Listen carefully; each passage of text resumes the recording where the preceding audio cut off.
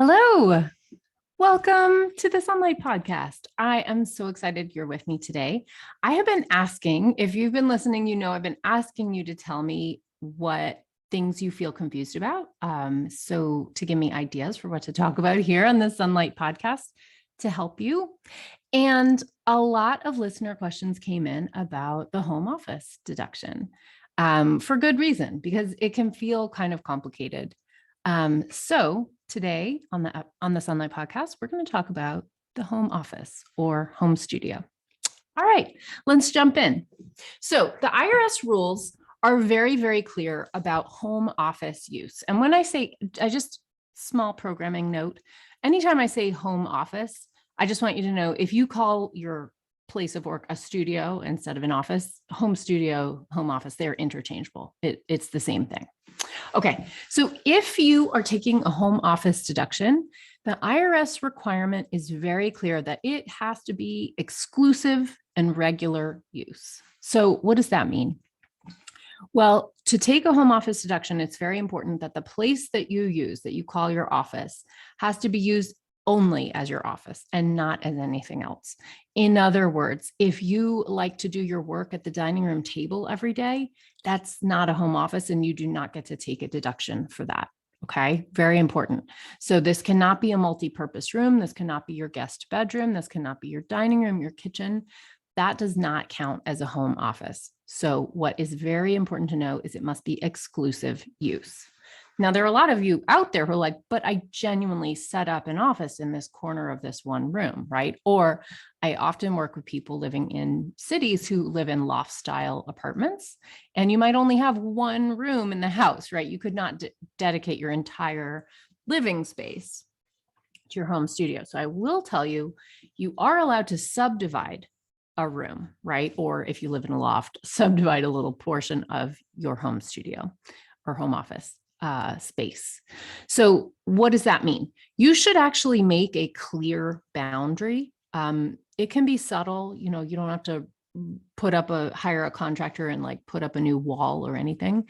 But what you should do is like have a row of bookshelves and your home office goes to that row of bookshelves, or put a little piece of tape on the floor or a curtain, maybe some kind of delineation that says, this square area of this, this subset of this larger room is my office, my dedicated and exclusive office space. I recently also had a listener ask me if it was okay to take her home office if she's only in there 10 to 15 hours a week. And yes, that is totally fine because that's still regular use. Now, of course, if you're using it like 1 hour per month, that's not really going to hold up with the IRS. So I would not try to do that. It shouldn't be that rare that you're in there, but 10 to 15 hours a week, absolutely. That definitely counts. That is regular use for sure. Okay. So the other thing is that this space, this home office space that you're using, it needs to be your principal place of business. Okay. So it is important that you're not taking deductions or a whole bunch of other places that you do your work. Your home, if you're going to take a home office, home studio deduction, it does, that home office does need to be the primary place that you do your work. Okay. If you are, not listening to this as a podcast, but watching the YouTube video version, you're going to see that where I am sitting right now, this is my home office. That would be pretty clear. It's actually quite big. So you can see my exclusive use home office as if you're watching this on YouTube, and you'll see that every single time I record, I'm in this same spot. So I'm definitely using it regularly. Okay. So let's talk about the basic function of, first of all, what it means to have a home office, and then using that information, how you're actually going to do the calculation. Okay. So it's your principal place of business, except there is one exception for this. And that is if you have work that is outside the home, but you do not have a space in that place for the administrative functions of the business, then you are allowed to take a home office expense in addition to the other space. So I'm going to give an example of a real life friend that I have here in Asheville, my friend Jessie, who owns the Asheville Tea Company. So she has a manufacturing space, right, where they assemble the tea bags and they package the product. Now, I don't actually know if Jessie does or does not have an admin space within that manufacturing plant, but it is possible she doesn't, right? So in that case, if she just has like a factory room, but she does the administrative office work at her house in a home office, then Jessie would be allowed to take a home office deduction on top of obviously being able to deduct the manufacturing space. All right, so that is one exception to that principal place of business. Okay, now let's talk about what the general theory is behind the home office and using that information, how you're going to make the calculation. So essentially, what you need to know is that your home is a personal expense. Your home is not meant to be deductible. Never is, never was, okay? Except for occasional little things like mortgage interest, basically, because we have a big real estate lobby in this country. Sorry, small side note. So it's a personal expense you're living and you're not allowed to deduct it. However, the function of a home office is essentially to turn a portion, a fixed, dedicated portion of your non-deductible personal home into a deductible place of work, okay? This is why the exclusive use part is important. But what it does is it creates a deductible office, place of business inside your home itself. So using that logic, it's going to actually make a lot of sense to you how we do the calculation. So here it goes. Basically, to do the home office deduction, you're going to need to get square footage for two different areas. Number one, you need the entire square footage of your living space. Generally, this is something you can find on either the rental listing for if you're a renter, or on, the documents when you bought the home, right? You're generally the square footage of the house is a known quantity and somebody probably listed it in a real estate document. So you probably don't have to go out with a tape measure and measure your home. However, if you need to, you can do it that way too. That's fine. Second, you're going to need the square footage of your actual office. Okay. So that you probably do need a square tape measure for, right? It's not that hard. Just get out your tape measure and you're just measuring length by width. If you want to make it a little more complicated because there's ins and outs to your house, to your office, you've got little alcoves or cutouts, you can do a more complicated calculation and that's completely fine. So what you're going to get when you have these two numbers is you get a ratio. You are going to put your home office square footage above your full house square footage, and that gives you a ratio. So let's just say that I have an apartment that I rent and it's 1,000 square feet. And let's just say there's 4 equal rooms and one of those rooms is my exclusive and regularly used home office. And that is 250 square feet. So that gives me a ratio of 250 to 1,000. That also divides down to 1 to 4, right? So 1/4 of my living space is a deductible home office, okay? So now, basically what I get to do is take all the expenses that get applied to my entire living space. So for me as a renter, that would be my rent, my renter's insurance, and my utilities, okay? And I might have some other expenses that apply to the entire area as well. So if you have those can get included as well. And you are going to get to take 1/4 of your rent, 1/4 of your utilities, 1/4 of your renter's insurance, etc., as a deduction for your home office or studio. Okay. Now, those expenses are called indirect expenses. And the reason that they're indirect is they're just proportional to the larger and generally non-deductible personal expense of your living space.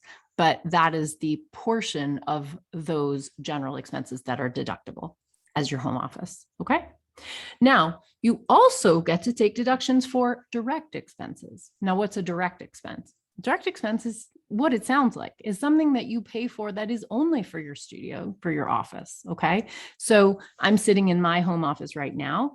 if I decide that it's a gloomy color and it would make me feel better to, paint it bright yellow, and I hired some painters to come in and paint my office bright yellow, that would be a direct expense only spent on my office itself. So that full 100% of that painting job would be deductible on my home office expense. Likewise, if I'm a painter and I set up really, really nice lighting, everybody knows painters need good light. So if I set up great lighting in my studio, then that lighting itself is only for the studio. And so that is going to get to be a direct expense, not taken in the ratio, but taken at 100%. Okay. Now, a little note, because I just see this is a sort of minor point on the home office, but it's an important one. And I want you to get every dollar you're entitled to. So let's address it. Your internet and your phone are not the same as your other utilities. Okay. So I would not actually lump together your internet and phone expenses into the other utilities. Now, my gas, electricity, etc., is all going to be taken. I'm going to use that as my utilities, and I'm going to take that in the proportion of my studio. So if it's a 1/4 ratio, I'll take 1/4 of my utilities, generally speaking. But that isn't actually how you use phone and internet, right? When it comes to your business, you might use the internet like 80% for your business and 20% for personal, or your phone might be used 50% for business and 50% for personal, or some smaller percentage, right? I mean, you might, as a painter in my painting practice, I'm never on the phone. I mean, like virtually never, right? And occasionally I'll have a phone call with my gallerist as we're getting close to showtime, but that's like pretty rare, to be totally honest with you. On the other hand, in my tax practice, oh my God, I'm on my phone all the time. I have consults with clients every single day. So my phone is an enormous portion of my business expense when it comes to Sunlight tax. So a phone ratio, phone goes separately from your utilities. I would list that on its own. And I would determine for that expense a reasonable conservative ratio of time that you spend using your phone on business versus on personal. Okay. If you have one cell phone, like I do, like many of us do, then there is no chance in the world that 100% of your phone expenses are deductible. And this is just a key for you in general when you're taking expenses for things that are used in a mixed way, both for business and personal. Never, ever, ever, ever take 100% of the expense for an item that clearly you have some personal use for. And if you only have one, you definitely have some personal use. And this is actually a classic way the IRS will catch you if you are overdoing it, right? So they are not merciful if they see that you do that. And I'm not merciful with my clients when I see them doing it. I'm just like, look, this is an obvious red flag. No, we're not going to do it. So not that we ever try to take unobvious red flags either, to be honest, but I'm just saying never take 100% of a mixed use item. That's just a rule that you can take with you. There's all kinds of things in your business that are going to be mixed use items. Like your computer is often mixed use. Camera equipment is often sometimes used for personal and sometimes used for photographing artwork, right? Your car is a classic example of something where you use it on the personal side to get your groceries, to pick up your kids, but then you also will go to client meetings in that same car.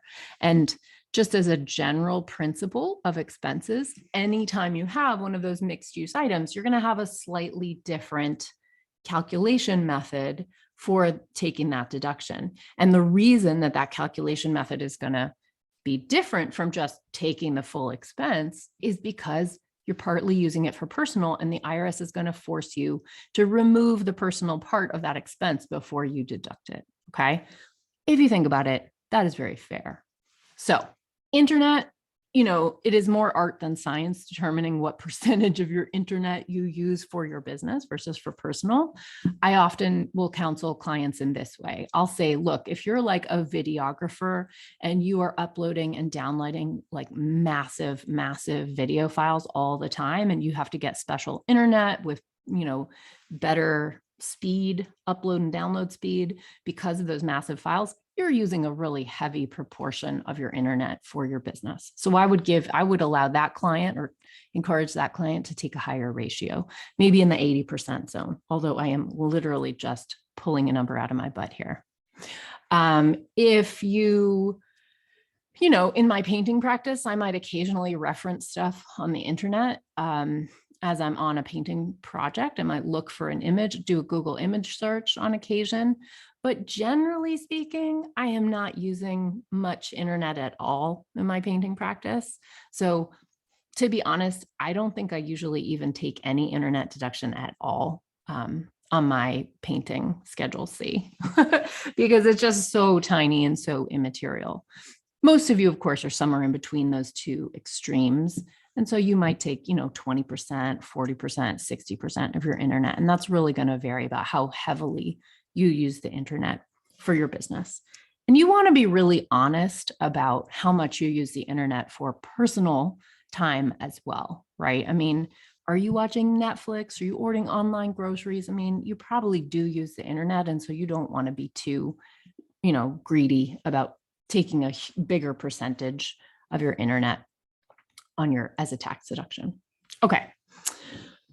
All right. A couple other things about the home office before we wrap up. One, employees, just to remember, employees are not entitled to a home office deduction at all. And, that might just kind of suck for you. It just might be true. My family is a good example of this. Me and my husband both work from home. I work for myself. I am totally self-employed. So I have a big office and we deduct it. My husband has no deductible expense for his office. He's not allowed to have one because he's an employee. And so he just works wherever in the house. Sometimes he likes to work in a little nook in our bedroom. Sometimes he works at our dining room table. And that doesn't matter because we're not trying to prove any exclusive use for him because he doesn't get any office deduction at all. Okay. Subdividing a larger space. So I did already mention that you can subdivide a larger space when you take your home office deduction. I do want to address a very, very specific question from a listener, Nikki, hello, who writes in that she's living in a school bus. So how do I take my home office expense or home studio expense? Nikki, amazing. You are totally allowed to take a home office expense deduction, Nikki, and there's really no difference in any of these rules for you. Your living space is the full square footage of that school bus, and your home studio is going to be the portion of that bus that you use to make your paintings. Okay. So you're just going to take that exclusive use square footage and you're going to deduct that. That's all. All right. Another listener had a question about mileage expenses when you have a home office. And yeah, I get that feels a little confusing. So let's talk about how you do mileage when you have a home studio. Well, actually, your mileage deduction is better when you have a home studio than when you have a studio or an office outside the home. Why is that? Because first of all, commutes are not deductible. Your commute is a personal expense and it is not something that counts as business mileage. So if you had an office outside of your home and you were just driving back and forth to it, you don't get to count that as deductible mileage, sorry to say. Now, what you do get to count as deductible mileage is going from your studio to another place of business. So if I go to my studio and then I go out to have lunch with my gallerist to talk about my upcoming show, or I go to this book tour event because I was just quite honored to be featured in a book of North Carolina artists. So if I go out to an event for that book tour, then that would be a deductible mileage for me. Now, the person who has the home studio, the cool thing there is pretty much every bit of mileage you do for your business is going to be deductible for you because there is no commute. Okay. So it's actually awesome when you have a home office, home studio. All of your business mileage is going to be deductible and you don't have to worry about tracking that commute that's not deductible. Okay. All right. One last thing. I'm going to mention, which is the simplified method. So in 2013, the IRS allowed a brand new type of method. Of course, it's 10 years now, so it's not that new. But they allowed a new method for taking a home office deduction that has a lot lower requirement for record keeping and tracking square footage and all your utility bills. This is called the simplified method. If you're in a situation where tracking all that paperwork and the square footage of your entire space or is too difficult, you can use the simplified method. And what that is you can simply take $5 per square foot of your space as a deduction. That caps out at 300 square feet. So you can't take a larger deduction than 300 square feet. But if that appeals to you, if you don't like all the record keeping of home offices, go for it. Use the simplified method. That is absolutely fine. I will tell you, as a practitioner, that I do the calculations both ways, and I will always take the bigger deduction for a client. And almost always the manual one is bigger. So for most of you, tracking your actual expenses is going to be worthwhile because it's just going to get you a bigger deduction. Honestly, if you're up for the admin, and I don't think it's that big of a deal, but maybe it feels like it is to you, and that's fine. I would just go ahead and track everything you need to know to take the home office deduction in the regular way. And if you want to then at tax time, do a little calculation to see if you get a bigger deduction with the simplified method using just $5 per square foot, no more than 300 square feet, go for it. Compare the two and take the bigger one. But I will preview for you that I'm pretty sure when you do that comparison, you're going to find what I have found, which is that probably doing it manually is going to be a bigger deduction for you. All right. I hope that has been a helpful, short and sweet, practical episode for you about the ins and outs of taking your home studio deduction. If you enjoyed this, or if you have a friend who has a home office, please share the episode. I would love and appreciate that so, so much. And if you have not downloaded my deductions guide yet with these home office rules on them, all written down for you, of course, that is a resource I give for free to everyone. And you are so welcome to download it right now by going to sunlighttax.com/deductions guide. I have 6 different versions. You can pick the one that fits you the best and print it out. It's 1 page. It's beautiful. And then just post it right above where you're going to do your bookkeeping or your taxes. All right. Thanks so much for listening, everybody. I'm so grateful that you have spent this time with me, and let a friend know if they could use this episode. I'm going to see you next week. Bye.